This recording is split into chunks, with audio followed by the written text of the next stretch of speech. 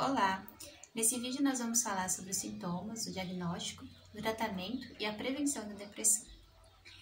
De acordo com o Ministério da Saúde, os sintomas são humor depressivo, retardo motor, insônia ou sonolência, apetite, redução do interesse sexual, dores e sintomas físicos difusos, sensação de tristeza, autodesvalorização, sentimento de culpa, acreditam que perdem de forma irreversível a capacidade de sentir prazer ou alegria. Tudo parece vazio. O mundo é visto sem cores, sem matizes de alegria.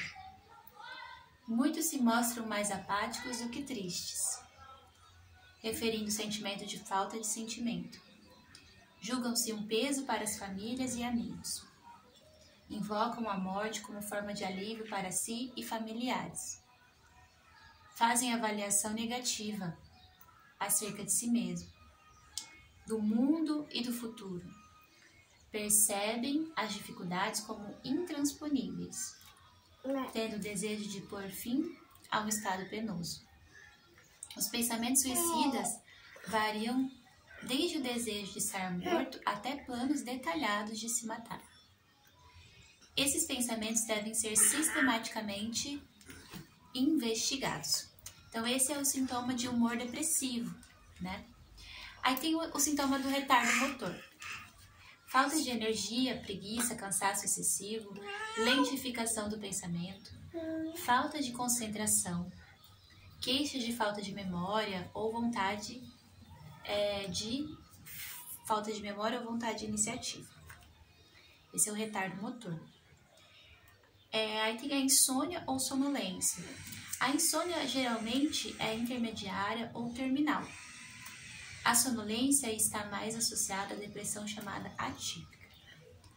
Aí vem o apetite, né? De acordo com o Ministério da Saúde, o apetite geralmente diminuído, podendo ocorrer em algumas formas de depressão, aumento do apetite, com maior interesse por carboidratos e doces. Redução do interesse sexual, também é outro sintoma.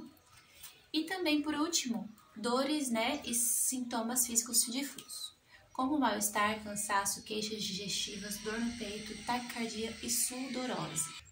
Agora, falando sobre o diagnóstico da depressão, o diagnóstico da depressão é clínico, feito pelo médico após a coleta completa da história do paciente e realização de um exame de estado mental. Não existem exames laboratoriais específicos para diagnosticar depressão. Subtipos de depressão. Distimia. É um quadro mais leve e crônico. As alterações estão presentes na maior parte do dia, todos os dias por no mínimo 2 anos. Podendo ocorrer oscilações, mas prevalecem as queixas de cansaço e do desânimo durante a maior parte do tempo. Geralmente se mostram com pessoas excessivamente preocupadas, as queixas de cansaço, que apresentam um sentimento persistente de preocupação. As alterações de apetite, libido e psicomotoras são frequentes e é mais comum sintomas como letargia e falta de prazer pelas coisas que antes eram prazerosas. Na maioria dos casos, se inicia na adolescência ou no princípio da idade adulta. Depressão endógena. Caracteriza pela predominância de sintomas como perda de interesse ou prazer em atividades, normalmente agradáveis. Piora pela manhã. Falta de reatividade do humor, lentidão psicomotora, queixas de esquecimento, perda de apetite importante e perda de peso, muito desânimo e tristeza. Depressão atípica. Apresenta inversão dos sintomas, aumento do apetite ou ganho de peso, para conciliar o sono ou sonolência, sensação do corpo pesado, sensibilidade exagerada, a rejeição. Responde de forma negativa aos estímulos ambientais. Depressão sazonal. Caracteriza-se pelo início no outono, inverno e pela remissão na primavera, sendo incomum no verão. A prevalência é maior entre jovens que vivem em maiores latitudes. Os sintomas mais comuns são apatia, diminuição da atividade, isolamento social, diminuição da libido, sonolência, aumento do apetite, fissura por carboidratos e ganho de peso. Para diagnóstico, esses episódios devem ser repetir por 2 anos consecutivamente, sem quaisquer episódios não sazonais durante esse período. Depressão psicótica. É um quadro grave caracterizado pela presença de delírios e alucinações. Os delírios são representados por ideias de pecado, doença incurável, pobreza e desastres iminentes. Pode apresentar alucinações auditivas. Depressão secundária. Caracteriza-se por síndromes depressivas associadas às causas por doenças médico-sistêmicas e ou por medicamentos. Depressão bipolar. A maioria dos pacientes bipolares inicia a doença com um episódio depressivo, enquanto mais precoce o início, maior a chance de que o indivíduo seja bipolar. História familiar de bipolaridade, de depressão maior, de abuso de substâncias, transtorno de ansiedade, são indícios de evolução bipolar. Então, esses são os sintomas, né, de diagnóstico da depressão. Esses são os subtipos de depressão, né, diagnosticados. Aqui, usando o artigo como pauta, né, do Ministério da Saúde. Agora, vamos falar sobre a prevenção e o tratamento da depressão. De acordo com o Ministério da Saúde, a prevenção é através de um estilo de vida saudável, né, tendo equilíbrio na dieta, praticando atividade física regularmente, combatendo o estresse, concedendo tempo na agenda para atividades prazerosas, evitar o comum consumo de álcool,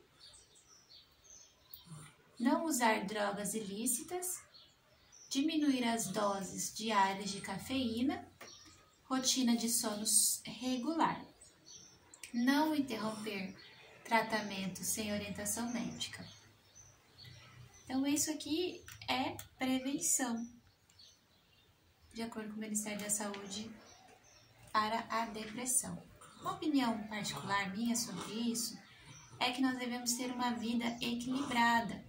De acordo com Maslow, um estudioso, né, que definiu as nossas necessidades básicas, ele desenhou uma pirâmide, né, colocando ali todas as nossas necessidades básicas, né? E eu lembro que, por último, tem o lazer. É uma das coisas que as pessoas deixam de fazer e elas não acreditam que seja necessária para ter uma vida saudável, para ter qualidade de vida.